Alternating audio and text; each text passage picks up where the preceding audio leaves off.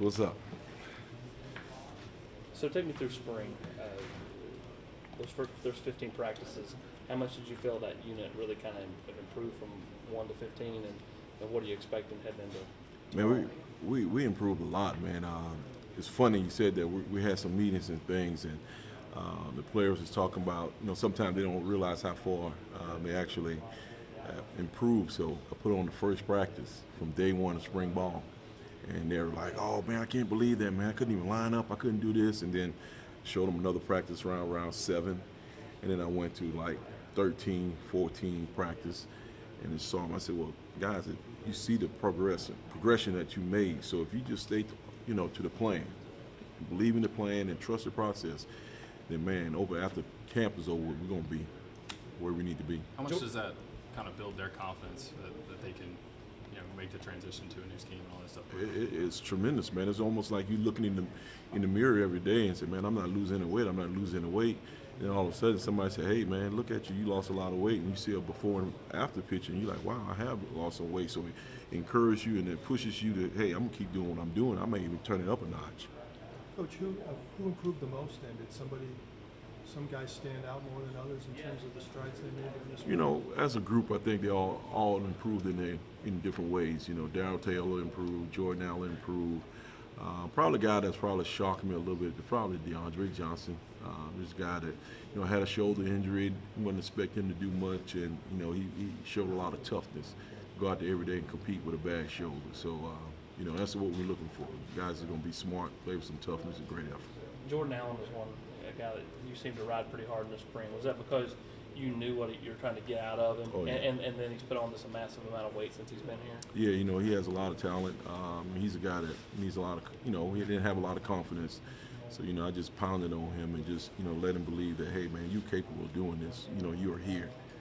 Just go out, compete, believe in yourself, believe in your abilities, believe in trust the coach, and it's going to be fine for you. How tough is that transition to come from junior college to this level? Well, a lot of times it's not as tough, but for him, he all his life he played another position. He was an offensive guy, and then all of a sudden you got to switch the button, and now you're talking about you're not playing defense out in junior college. You're playing here at Tennessee in the SEC, and so you're getting hit in the mouth and pushed around from all different places, and a little different for him. You got some other guys that's been around, played some ball, and played the same position, middle school, high school, and throughout, junior college. So he's transitioning fine, though. Coach, you mentioned playing in the SEC, and you look at this staff. You got a ton of guys that either played in it, coached in it, or both. How big of a benefit is that to this team? You can pass that experience along. Because when we're speaking about it, when we're telling the guys, how it is. We've been there, guys. And this is not something we read in a book or something we heard about. We actually experienced this ourselves. So. It's just credibility. And kind of same question. I know you're not talking about specific kids, but recruiting-wise, all you guys are wearing different shirts now, but I imagine you're going to a lot of the same high schools, a lot of the same communities. How big of a benefit is kind of that experience in this league been that way? Before somebody can believe the shirt that you're wearing, they have to believe the man that's wearing the shirt. So throughout the years, speaking for myself and some of the other guys as well, we have a great reputation as a man first, and so it doesn't matter what shirt you put on, but when you put this shirt on, it just enhances the product and yourself. Coach, how's the strength and conditioning been for you guys? Unbelievable. I was just up there looking at some of the numbers before I came down here, and in the gains that these guys have made, not only my group, but as a team. It's unbelievable. Guys are changing their bodies. I'm telling them jokers, one time they come over to my house, I don't care if they took the shirt off, around my wife now. She was telling the joke, look, you can't take your shirt off in front of my wife. Coach, given defensive coordinators, how we all divvy up game day responsibilities? We've already went through their responsibilities and, what I'm responsible for, what Coach Shear, Coach Pruitt, Coach Rocker, the entire staff. So everybody's going to have a hand. Everybody have a part of the defense. How will you handle who's in the box, who's down? Haven't decided yet. I think we'll talk about that as we go along. Get closer to first scrimmage. You guys have had a lot of success in recruiting to this point. How much, when you're selling a 4 and 18, to have that kind of success, what's that say about this staff and this place? Well, it speaks about first this place, because this is what you're selling. And like I said earlier, it speaks volumes about the man that's selling the product, because you know, we've gone in some of those high schools and known them high school coaches for years, and you know, if we've gotten a kid from them, we took care of them, or if we didn't, we were respectful to him and his program as well. Coach, given the talent you've coached on the defensive line and some of these other places, what are you going to stress and look for in that group here? You know, first thing, man, we got to be smart. You know, we can't have, you know, stupid penalties. We can't go out there and, you know, act like a bunch of renegades. You know, we got to be smart. We got to play with toughness, and also we got to play with great effort. How much have you got a chance to work with Congo since he was on the defensive line in the spring? Not as much. You know, when we were doing some pass rush in the spring, I worked with him a little bit, but not really from standing up and different things like that. So I'm excited to get my hands on him. Do you think this position is better suited to what he can do than maybe the defensive line was? We'll see. You know, last year I know he got puffed up to play, I think, inside or whatnot, and I think he got out of his natural weight. I think he got up like 280 pounds or 75 pounds.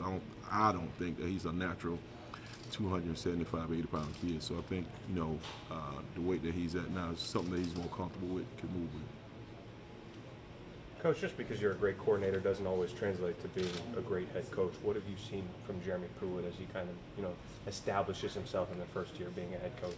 Man, just organization, having a plan, trusting the plan, and I think one of the most important things as a head coach you must do, everybody gotta trust you. You gotta, and like I said, you gotta have a plan, but you gotta be able to bring everybody in line, so everybody's speaking the same language. You know, from the administration, from the people on campus, the academics, the weight room, cafeteria, the custodians, the nutritionists, everybody must speak the same language.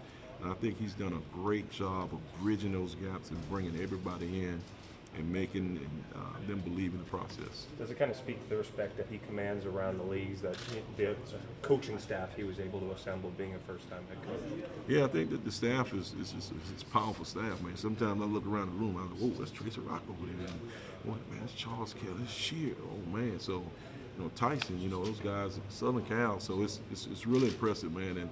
But the best thing about it, man, these guys, man, they don't have any egos, man. We can go in the meeting room and this guy can bring up an idea, and I can say, no, I don't believe that I did it this way, or somebody can, vice versa. So there's no egos, man. Everybody's on the same plan, and it's amazing when you have some of the guys that we have on our staff with the background and track record and some of the things that they've done, and just to be so humble, man. It's a blessing. I'm telling you, because you know you could be there. Some guys could be in there just, you know, I'm the guy who created all these things, but nah, man, some humble dudes in there, some great guys, great men. Getting into the summer, Darren Kirkland Jr. was reported that he was going to leave. He ends up staying. Where is he at mentally? And importantly, he hasn't played competitive football in like 18 months. Where is he at physically? Man, just, you know, just seeing him run around, and man, he's look like he's back. You know, full strength. I know his legs getting healthy. He's gotten stronger. He's gotten bigger, gotten faster, and doesn't seem like he ever left. I think the team have done a great job of saying, hey, guys, man, I know what happened. I know what you're going through. I understand. But you're back. You're with us. Let's go to work. How about with Daniel Batuli? He had his shoulder and his knee cleaned up during the offseason. How has he progressed during the summer? Really well, man. I'm looking forward to seeing him play and, you know, his leadership ability. You have your Darren Kirkland Jr., your Batuli, Forte Sapp, but is there a guy behind them that makes you comfortable in the depth at the linebacker? Yeah, you know, we got a bunch of guys, and you know, we're gonna find out these next few days who those guys are gonna be, because you know, you just injury away from playing, so we got to make sure that everybody's ready to play, regardless of who he is or what number it is. You talked about Congo getting bigger and then having to kind of trim back down. I guess DeAndre kind of did the same thing. You talked a little bit about him earlier. How tough is that for a guy in his first year to have to put on 25 plus pounds to play one position, and the next offseason, new staff comes in, hey, you got to drop this much weight. Yeah. What does that say to him that he was able to kind of just answer that part of it? Just to let you know, his commitment level is high.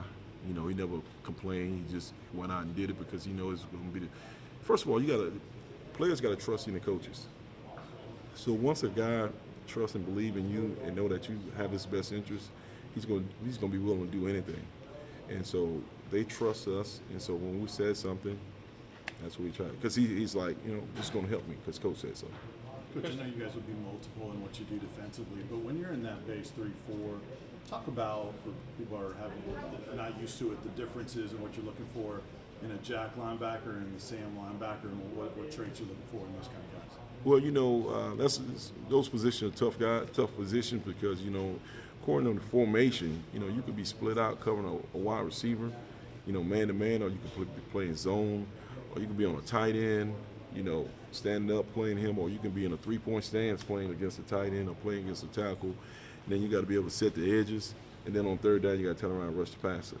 So we looking for a guy that's multiple, that's tough, and can do all those things that I just explained. So are those interchangeable based on? I think so. The way that we're teaching them, we're going to make sure that they're interchangeable. Those guys can play both positions because you never know. This Sam may be a second team Sam, but if the first team Jack goes out, he may be a better guy than the second Jack.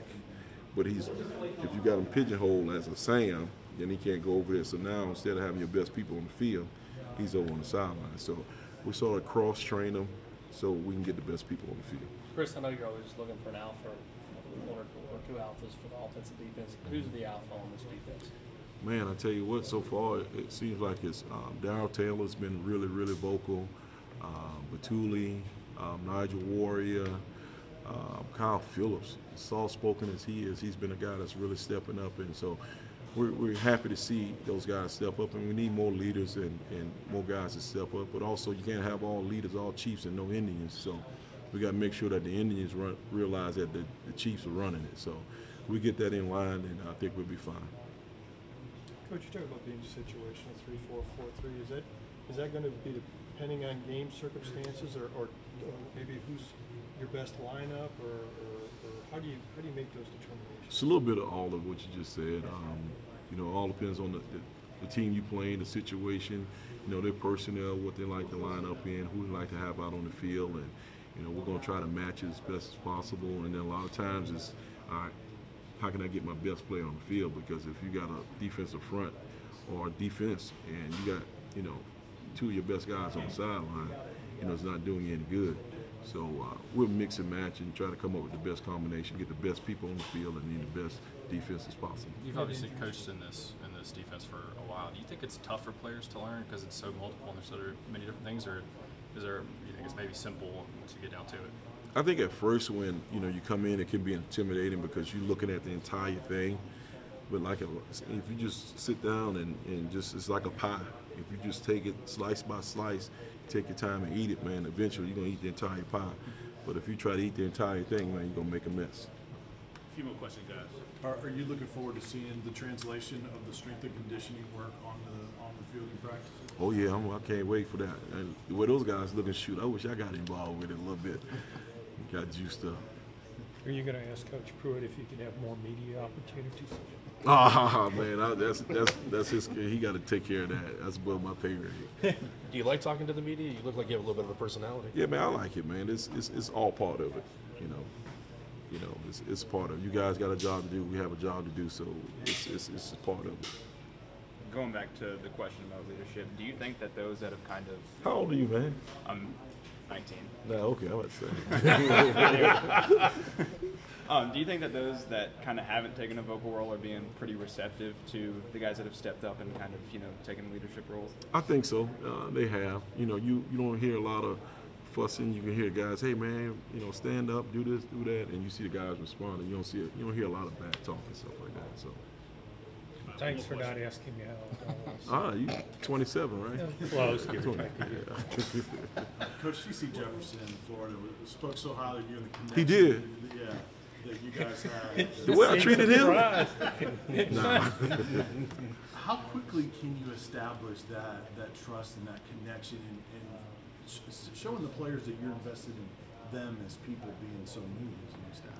Man, I try to be genuine. I try to be who I am. I'm Chris Rumph, country boy from St. Matthews, South Carolina. I'm nothing, man. God has tremendously blessed me, and I appreciate that, and I honor Him every day.